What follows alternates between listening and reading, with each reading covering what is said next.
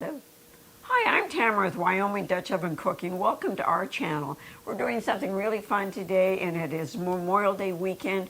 We're up here in Montana, and of course I'm with my beautiful daughter Darcy, and we're going to do one of her favorite things, and she's going to tell you what we're going to be doing.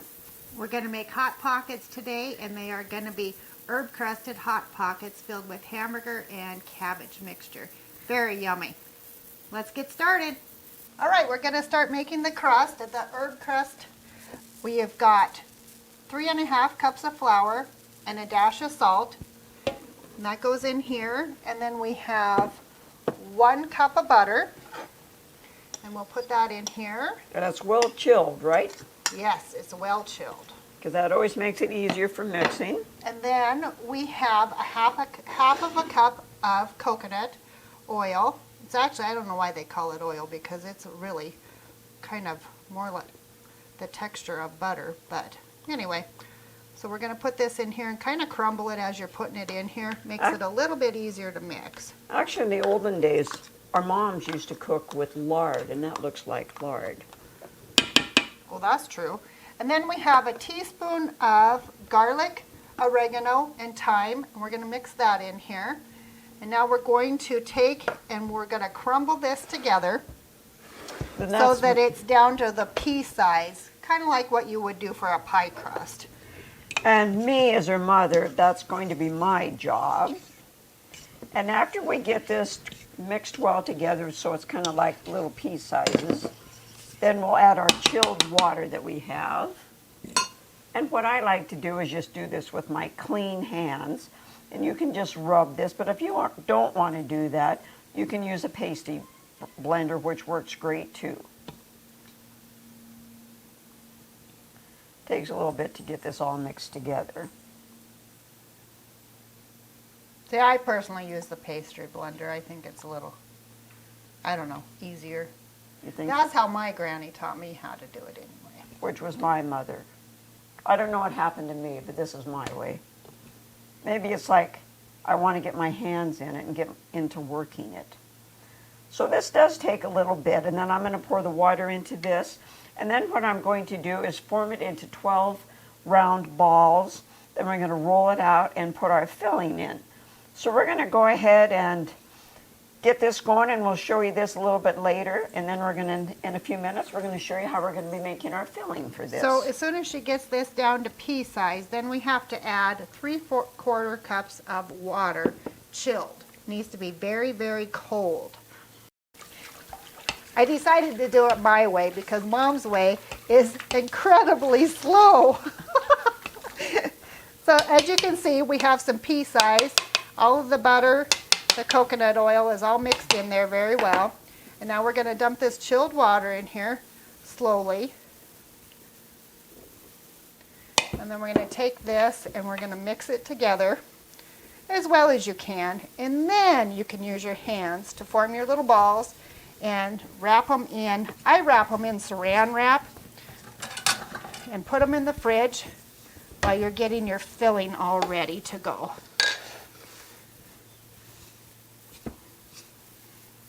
And that'll be Mother's job while daughter Darcy is making our filling. Right? Yes, that's a great idea. I don't know about you, but this time of year, I want to get my dinner cooked, ready, so I can be outside in the yard because it is so beautiful outside today. All right. Okay, I'll finish up with this and we'll show you what Darcy's doing with her filling here in a little bit. Okay, so now while Mom is forming the balls for the crust, I'm going to put 2 pounds of hamburger in my warmed up Dutch oven. And then I am going to put a cup of onion, minced, diced onion, whichever you want to call it, in here. And 1 cup of shredded carrot.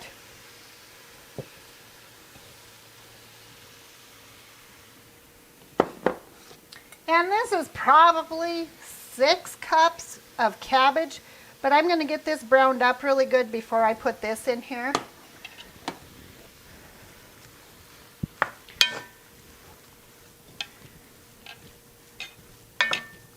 Stir that up a little bit, and then we're going to add 1 teaspoon of black pepper, 1 teaspoon of garlic powder, and 1 teaspoon of caraway seeds. And we'll put that in here. We'll just get it together and we'll get it browned up. Oh, it's probably going to take 15 minutes or so, depending on your heat on your cast iron, to get all of this browned up.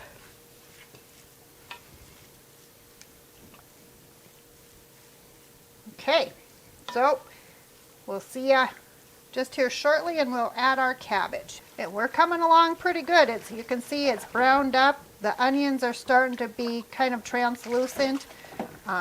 Just about ready. In fact, I think we're just going to go ahead and add the cabbage because the hamburger will finish browning. So we're going to add this. Go ahead and we'll put this all in here. And I just buy the bag of coleslaw mix, but I'm not a big coleslaw eater, so I just like to buy it and make the Hot Pockets out of it. My family just loves this dish because every Sunday we get together and we have our family Sunday dinner, and this is what I make a lot of the time because they just absolutely love it. It's fairly easy. My granddaughter and my mom's great-granddaughter loves to help make this, and so we just make it a family thing.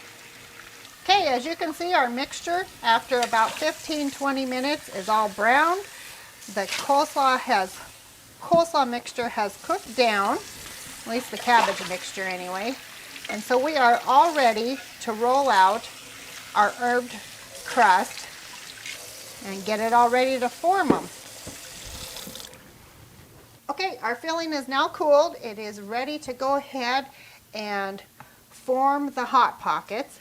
Mom has got, as we made 10, it's supposed to make 12, but she made the balls just a little bit bigger, which is going to be just fine because we can make them just a little bit bigger.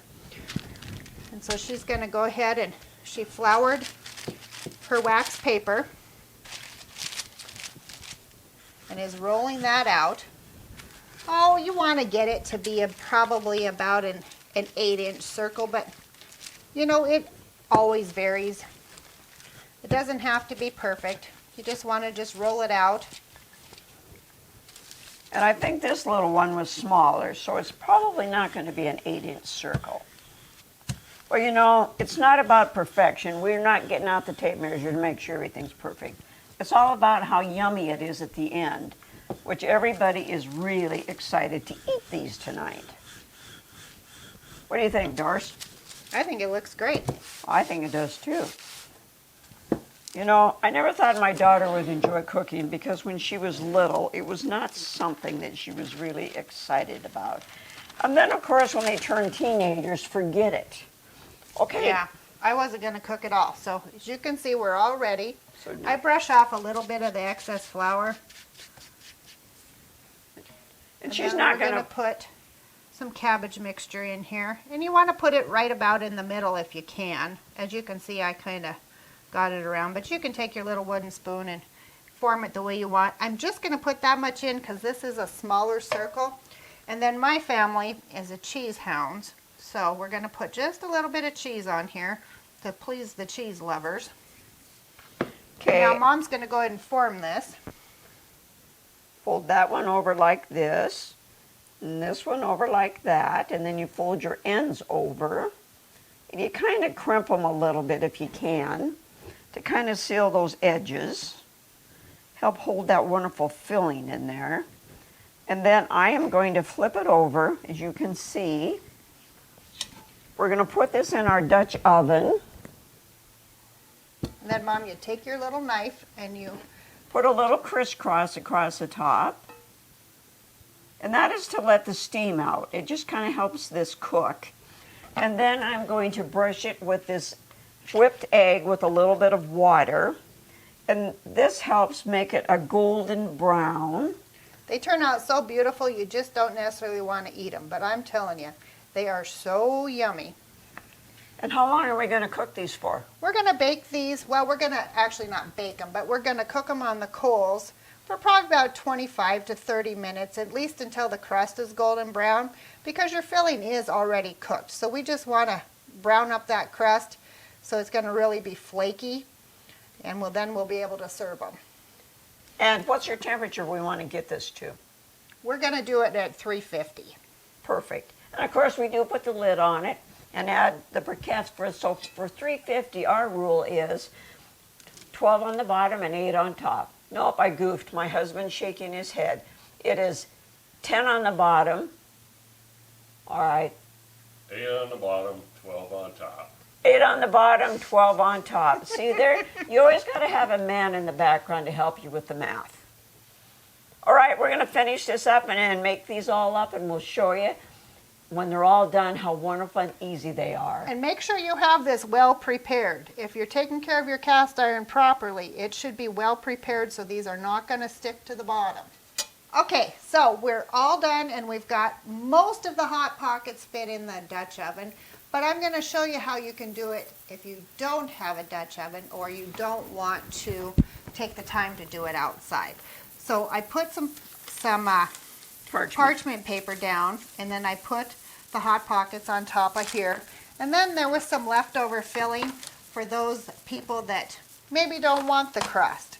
So there's some leftover filling, and we sprinkled the remaining cheese on top. And we're going to bake this in the oven for probably about 25 minutes.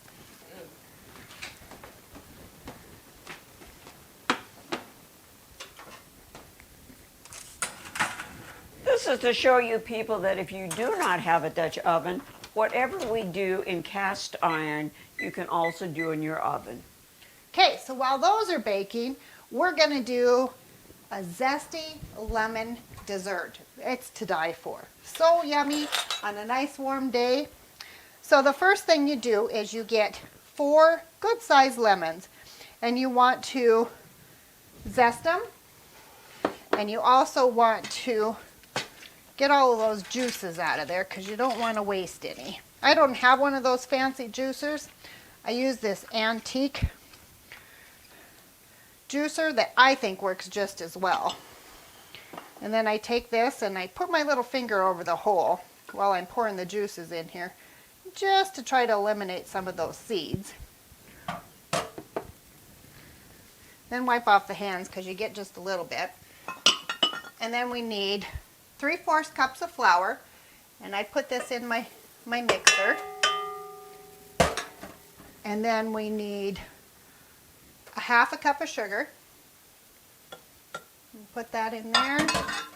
And then 1 cup of softened butter, which I should have had my spatula ready. And you put that in there.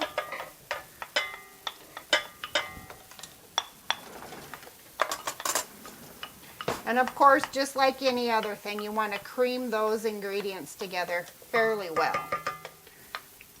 But for those who don't know, what is a zester? A zester is like a small Grate. grate. So you just want to use the small side and zest your lemons on there. And this is kind of handy because it's got a bottom, so all the zesting will go inside. And then you just pull it out. Okay, so we've got this dough going pretty good. It's mixed together fairly well. And then we're going to take and put 2 tablespoons of lemon zest. And I kind of like to do them heaping because I really, really like the taste of lemon. And then we're going to do 2 tablespoons of your lemon juice.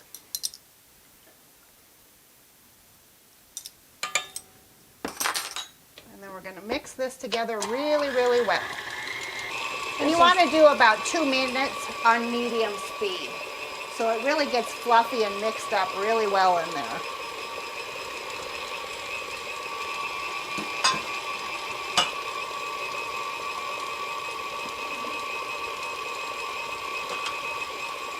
And about in the middle, I stop it and I scrape down the sides really well so you can get all of your ingredients mixed.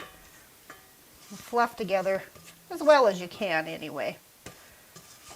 Now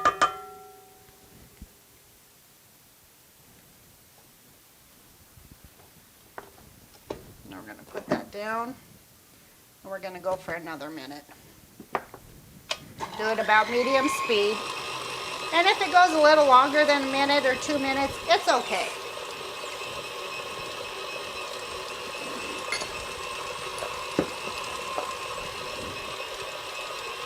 So Darcy, what are we going to bake this in today? Today we're going to bake it in A 12-inch Dutch oven. a 12-inch Dutch oven. And to make cleanup a little bit easier, I'm just going to put my mixture in here, and I'm going to oil this pan really well. And we're going to put it in here, and make sure when you put this in your Dutch oven, you put your 3 rings on the bottom like this, and put that in there. That's going to help cook that a little bit more even. So it doesn't brown too much on the bottom, right? Yes. Okay, I think our 2 minutes is up. We want to make sure to scrape as much of this yum off. Now, if my little granddaughter was here, she'd be wanting to lick it, but she's not, so. And that's okay too, because that's the fun part about cooking. Your little granddaughter or the licking off the spatula? Both.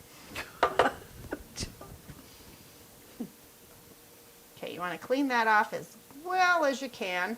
Never give us that, Darcy. We'll kick him to the moon and back. All right, check this out. It looks beautiful. Our lemon bars, and now we're going to put this awesome, yummy icing on here. I think I kind of made maybe a little bit too much, but if there's leftovers, there's leftovers. We'll save it for another wonderful, fun dessert. Oh my goodness. No, I'm not going to sample it right now. I am going to wait. My husband is telling me to sample it, and I know it is absolutely wonderful. Oh, I think a little bit more on this side because I have a fetish for sweets. I think we all do. We all absolutely have it. Look I at don't that. care. I am going to have a sample. Mmm. Yes, sir.